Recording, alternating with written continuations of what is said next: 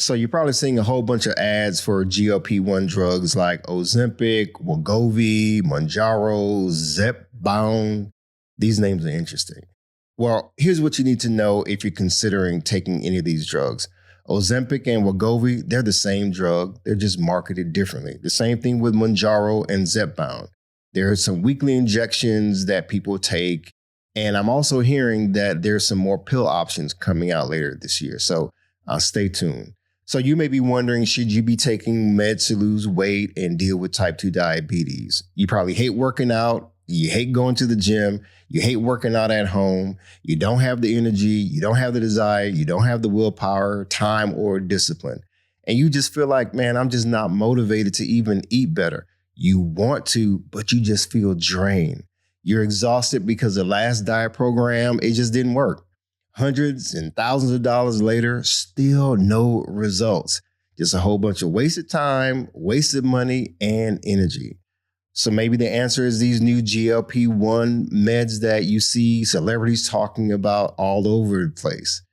It's a good question. Should you be taking these or not? So today we're going to talk all about GLP-1s. Are GLP-1s the new magic pill, the new magic bullet? Who should be taking them in the first place? Should you be taking them? What happens when you stop taking the GLP drugs? Are there some risk of gaining weight later on? What about losing muscle? Well, we don't want to be losing muscle, folks. What about the cost and the financial commitment that it's going to take to be on these drugs? So you need to stick around to hear the rest of today's episode. You don't want to miss it. It's going to be real balanced. So let's go. Be sure to visit the website at www.beatingdiabetieslifestyle.com for access to free resources and other information that will help you along your journey. If you would like to submit a question or a comment about the show or to learn more about the Beating Diabetes Lifestyle, you can always email me at hello@beatingdiabetieslifestyle.com. And if you haven't already, be sure to subscribe to this podcast. Welcome to the Beating Diabetes Lifestyle Podcast with me, your host, Oscar Camejo, helping diabetics make lifestyle changes to reverse type 2 diabetes. Thank you for tuning in and supporting the show. Hit that like button and subscribe. And do me a favor, please share this episode with someone that you love. It's going to help the show to grow so we can continue spreading the awareness about diabetes and healthy lifestyle to achieve long-term good health. So I want to share this with you. This is a part of a lifestyle behavior series. You know, every week we've been dealing with different habits and different behaviors that we can modify, and we're just growing and learning together. So the last episode, I talked about living a sedentary lifestyle where you're not moving that much. And in the next episode, I'm going to be talking about muscle building, strength training, and so forth. So I figured, why not squeeze in this episode to talk about weight loss and diabetes medication? Here's my story. If this is the first time that you're tuning in, I want you to know a little bit about me. I'm not a doctor, first of all. I'm not a healthcare professional. I'm a guy who's been right where you are. I used to be 268 pounds. I was overweight. I was obese, folks. I was dealing with a whole bunch of issues. I was diagnosed with type 2 diabetes in August 2020. I have lived experiences that many people that you see on social media don't have. They tell you, oh yeah, you could do this or you could do that, but they don't have the lived experience. I do. Even some doctors have never experienced what you are experiencing. But I can speak to you plainly because I've been there. Now, I'm not speaking out against doctors. I believe they are trained experts in their field and they can give you some valuable insight. But you know what? When I was prescribed medication for type 2 diabetes, high cholesterol, and high blood pressure, and even acid reflux, folks, it was crazy. I was given prescriptions for insulin injection. I think it was like 2 kinds at the time. They put me on metformin, even though metformin is not a GLP-1, it's used to treat type 2 diabetes. I asked my doctor, I was like, Doc, hey, how long am I supposed to be on these meds in the first place? And he basically said, for the rest of your life. And my reaction was like, nah, So, but I did follow my doctor's advice, and eventually he weaned me off of all medications because I lost the weight. I did what I needed to do.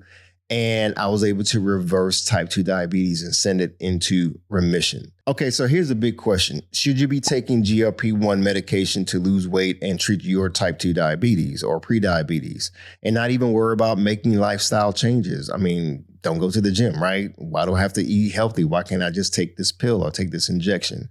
Well, first, I need you to understand what modern GLP-1 drugs are. These are drugs that are designed to mimic the natural hormones that our bodies make to reduce our appetite and regulate blood sugar. You know what I'm saying? Imagine less appetite for eating. It helps to keep the blood sugar in check too. So many people, they start out using drugs for diabetes and they're finding out that these GLP-1s can be used for even heart conditions. Now, it can be a game changer for a lot of people, especially if they don't want to go the surgery route. So from the research that I found, these drugs, the GLP-1 drugs, they started off as drugs for diabetes, but they're now being used for heart health. You know, there's been some clinical trials where people are seeing, 15 to 20% weight loss and even dealing with some heart conditions and improving their heart health. You know, for a lot of people, it's a game changer. It's an alternative to weight loss surgery.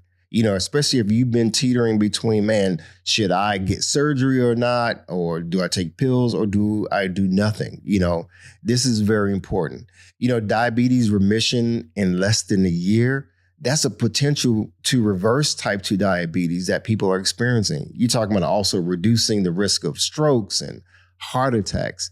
There's some people seeing some results. And the research is showing that people who are using these GLP-1s, they're getting results. So right now, I want to deal with 4 approaches. Number 1, you could do nothing. Don't take meds and don't even make any lifestyle changes. Number 2, you could do your GLP-1 therapy alone. That's it. No lifestyle changes, just take the drugs. Or number 3, you could do the lifestyle changes route and just say, okay, I'm just focusing on my lifestyle changes, changing my habits. Maybe I'll do that. And then there's a 4th approach. Take GLP-1 drugs plus make lifestyle modifications, changing your behaviors for the long haul. You know, that's something to consider. Now, let me break down the 4 approaches. And I think this is something that you're really going to want to pay attention to. Number 1, like I said, you could do nothing. Don't take any meds. Don't make any lifestyle changes. But guess what? You already know what happens with those results. You already know what happens when you take that approach, right? There's a risk of things getting worse. Now, what about just taking the GLP-1s alone? You know, if you keep your same lifestyle behaviors, no changing in how you eat, whatever you're doing right now with exercise, just keeping it just the same. Now, research is showing that people have been seeing some dramatic weight loss. Again, like 15 to 20% weight loss. Now, let's do the math real quick. Let's say you are 250 pounds.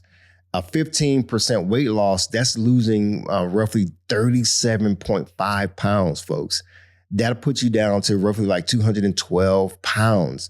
Now, what about a 20% weight loss at 250 pounds?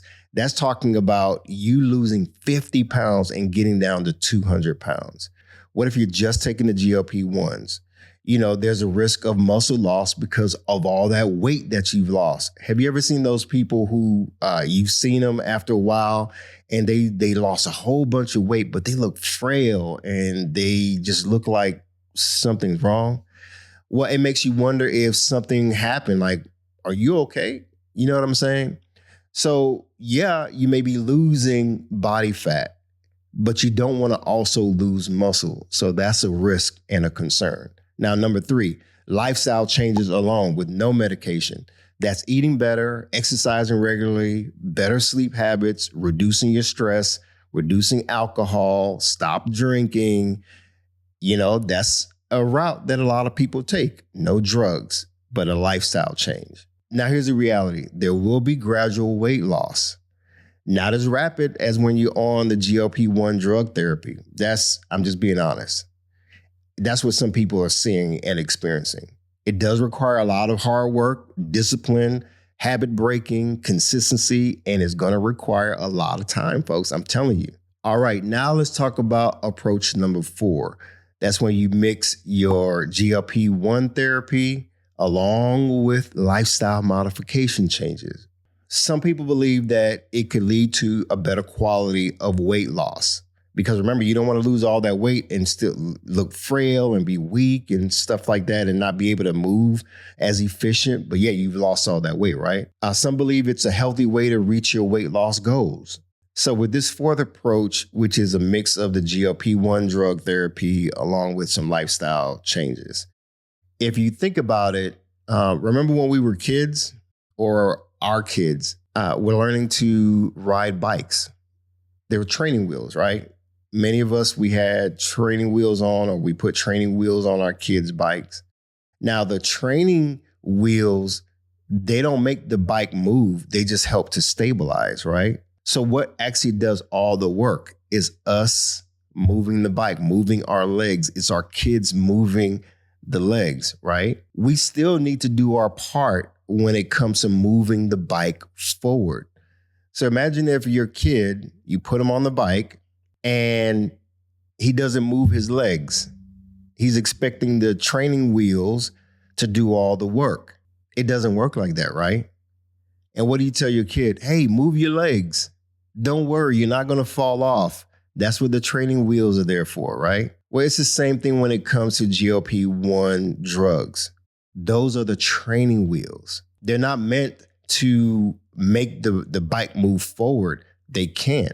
That's where the work comes in. That's where the lifestyle changes and the habit changes come in. We have to do the work. And so by doing the work, eventually we can get the training wheels off the bike. We start riding normally and we start to enjoy the journey. That's where the lifestyle behavior modifications long-term comes in. Now, with all the research that I found, folks, is crystal clear. Medication by itself will lead eventually to weight regain and muscle loss. You can research it for yourself and find out. You know, GLP-1 drugs, they're meant to support healthy lifestyle habits, not serve as a replacement. Now let's get into who should be taking GLP-1s in the first place. Now, remember, please talk to your doctor or your healthcare professional first before making any modifications. Now, the research suggests that GLP-1s are for people with obesity, dealing with a high BMI rate, people with type 2 diabetes with a high risk of heart issues and heart conditions. It's also for people who are finding that, the lifestyle changes that they've tried, they're just not working. But it's also for people who understand that, hey, if I get on these drugs long term, these are the things that I have to do. And these are the ramifications of that. Let's talk about the lifestyle first approach. Who probably doesn't need GLP-1s? If somebody is mildly overweight or mildly obese, or you have prediabetes, the research suggests that also if you don't have any current heart conditions, maybe you've only gained a little bit of weight, there's only been a minimal amount of weight gain, or even if you prefer not to take meds, you just want to avoid it. Those are some people who may consider not taking GLP-1s. That's why knowledge is key. Knowledge is powerful, folks. I'm telling you. Now, what happens long term when you stop GLP-1s? This is a reality. So when you begin drug therapy on GLP-1s, yeah, there's people who are going to experience significant weight loss. But when you stop taking it for whatever reason, there's some people who run the risk of, let's say, 18 months later, rebounding and experiencing a rebound effect. That's when they start regaining the weight, especially if there's no lifestyle modification changes. I hope that the information I provided you today is helping you to make a decision that's best for you. Folks, I know what it is when you've been prescribed a medication, you've been prescribed these things and you're like, man, is this stuff even going to work? You are concerned. So let me have a heart to heart with you. When I was first diagnosed with type 2 diabetes, it was scary. And then actually at the hospital, they gave me a list of all these medications that I had to take. From injections, like I mentioned before, I had to take oral medications. I had to, watch what I eat. I had to do all these different things. And it was so overwhelming, folks. And it was a big decision. Yeah, I had heard about doing surgery, but I was like, I'm not going to go that route. I was 268 pounds. Like I said, I was dealing with some issues with my heart, just some irregularities, but it was because of the high cholesterol. And I thought I was going to need a stent put in my heart and all of this other stuff because I was dealing with some shortness of breath and just some other stuff that was just going on. And so I know what it feels like when you're being told, hey, you have to be on this medication. And you're like, gosh, I don't want to take these meds, man. I just don't. So I'm not here to tell you to take your meds or not to take your meds. I just think there needs to be a balanced approach to all of this. If you've heard anything that I've said today, it's important for you to have a balanced perspective on things because, listen, folks, all these shortcuts that people take to lose weight, they end up, experiencing some challenges later on. Or some people go on these specialty diets and these highly restrictive diets, and they are not getting long-term results. And that's the stuff that just like bothers me. It bothers me to know. And when I hear about people spending all this money, all this time, all this energy to lose weight, and it doesn't have to be so complicated, man. This is frustrating. I have a friend of mine who he and his wife almost signed up for this weight loss program. This guy was going to charge them, I think the initial call was going to be like $4,000, $4,000 or something like that. And over time, over 1 year, I don't know, it would have been like tens of thousands of dollars just to lose weight. And I get it. They were in a desperate situation. And thank God they decided against signing up for this program.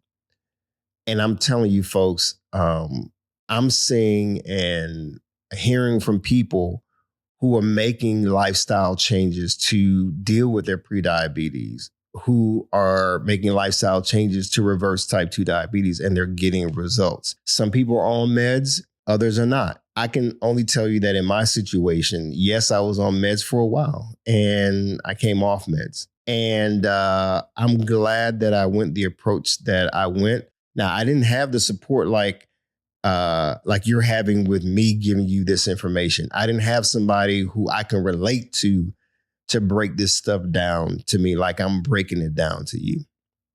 So when I say your support system is really important, it is. That's why I want you to talk to your healthcare professional. It could be an endocrinologist. It could be a diabetes educator or your primary care physician, somebody who knows what they're talking about, who has dealt with other patients and so forth. So you can get the clinical guidance that you need. I'm here to give you the practical, everyday stuff that I did to turn my life around. And hopefully this stuff is inspiring enough for you to make changes. I don't want you to take that approach where you do nothing. I want you to do something. It's important that you do something because you already know the results of doing nothing.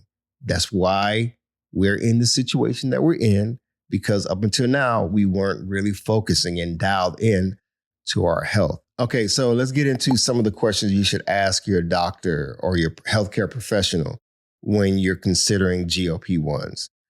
Ask them, is this medication something that I'll need to take for the rest of my life? There are some doctors who believe that GLP-1s are a chronic treatment or what's called chronic treatment, basically ongoing treatment, something that people would have to take for the rest of their life. It's not a quick fix, but it's something that people would have to be on long term. So, I remember when my doctor prescribed my medication, the metformin, and I saw on the paper, it said long-term therapy. Now, years later, I realized what that meant. So automatically off the rip, they were saying long-term therapy. So ask your doctor, hey, am I going to have to be on this for the rest of my life, basically? So here's another question you need to ask. What happens if I stop taking this GLP-1 medicine? You see, the reason why you want to ask this question in particular, because you may have the bright idea that, you know what, I don't like the side effects, and I'm just gonna stop taking these meds, and just kind of wing it. Well, what happens if you do that? You started this therapy, but then midstream, you just stop. You need to be educated. You need to be knowledgeable about what would happen and what are there any risks to be concerned about. Now, here's another question specific to weight loss. When will the weight loss stop? Weight loss usually levels off, from what I understand, about a year and a half later once you're on the medication. But what happens if you are still on the medication? Is there still going to be some weight loss? Is it going to just level off after about a year and a half? In my situation, what are we looking like when it comes to weight loss? When is it going to stop? So here's another question that you should probably ask yourself. Are you prepared to be on meds for at least a year and a half or even longer? Here's a question about side effects. Hey, doc, what are the most common side effects to this GLP-1 drug, this specific one that you're recommending? Here's the thing. The biggest issues that people are experiencing from what I understand is problems with nausea, some stomach issues, some GI tract issues, even diarrhea, folks. I'll be honest with you and transparent. When I was on my diabetes medication, there was a concern with diarrhea. And I talked to my doctor about it. And so he switched up my meds. He didn't take me off of it. He just switched it up and it got better. So that's something that you want to do. So have the courage enough to ask your doctor and find out what are some of the common side effects. And if you decide to go the route to take these medications, understand what are some things that I, in my situation, may experience, especially if you're having to take this in combination with some other stuff. Remember, I was on insulin injections. I was taking high blood pressure medication, high cholesterol medication. And there's certain things that my doctor told me, hey, I'm only going to have you on this specific drug for a while to treat this condition over here. But that definitely is not going to be long term. This is going to be long term. So we worked out a plan. And so I'm glad that I asked those questions, because I don't know about you. I don't just want to be taking pills just to be taking pills. I don't want to be taking injections just to be taking injections. So I could talk to you too about what I was experiencing later on when I was taking some insulin injections. And I had to talk to my doctor, and we made some modifications concerning that. And eventually he weaned me off of all medication. But again, it's a team. It's a team effort. So feel confident enough to ask those important questions. So here's a big question. It's the money question. Ask your doctor, how much will this drug cost me? Is there enough supply? Because I hear that there is a big demand for this drug. So am I going to have it when I need it? And how much is it going to cost me on a monthly basis? And folks, I need you to do the math. How much is that going to cost you for 1 year or a year and a half or 2 years or for the rest of your life? Is this now something that you have to budget for, especially if your insurance doesn't even cover it? Now, the insurance topic, that's something totally different. So it's something to consider. There's a whole lot of things to think about. Now, folks, GLP-1s should not be a substitute for healthy living and making healthy choices. For a lot of people, GLP-1s, they're just a tool to support managing type 2 diabetes and dealing with certain heart issues. Listen, whatever you do, please don't take shortcuts just to get some quick results. Don't follow after all these quick lose 30 pounds in 30 days. Folks, I need you to be thinking long term. Think about the long haul. Think about lifestyle and what you want your life to actually look like after losing the weight, after sending diabetes into remission. Listen, folks, I don't want you to rebound. None of us wants to rebound. So now, why not make the necessary lifestyle changes to achieve good standing health now? Folks, that's what this episode and this podcast is all about. In the next episode, we're going to talk about strength building, muscle building, not being muscle bound and being like these bodybuilders. No, it's all about practical tools to help us live healthier and feel good. So if today's episode has helped you in any way, please do me a favor. I need you to share it with somebody. Tell somebody about it. There's somebody that you know who may be dealing with some health risks, and this could be a benefit to them. You know, you can change your habits. We can all change our habits for the better. We want to change our health, but it's going to take one decision at a time, folks. And that's showing up consistently. So until next time, stay focused, keep moving, never go back, leap forward, bounce back because you can, my friend. And above all else, trust God. You got this, and you know I believe in you. Hi, everyone. Thank you for tuning in to the Beating Diabetes Lifestyle Podcast with Oscar Camejo. We hope you enjoyed this episode. As a reminder, this podcast is intended for motivational and educational purposes only. It is not a substitute for professional care by a physician or other healthcare professional or qualified fitness instructor. This podcast is provided on the understanding that it does not constitute medical or professional advice or services. If you're looking for help on your journey, seek a qualified medical practitioner. It's important that you utilize someone who is a trained, licensed healthcare professional who can help you on your journey toward good health.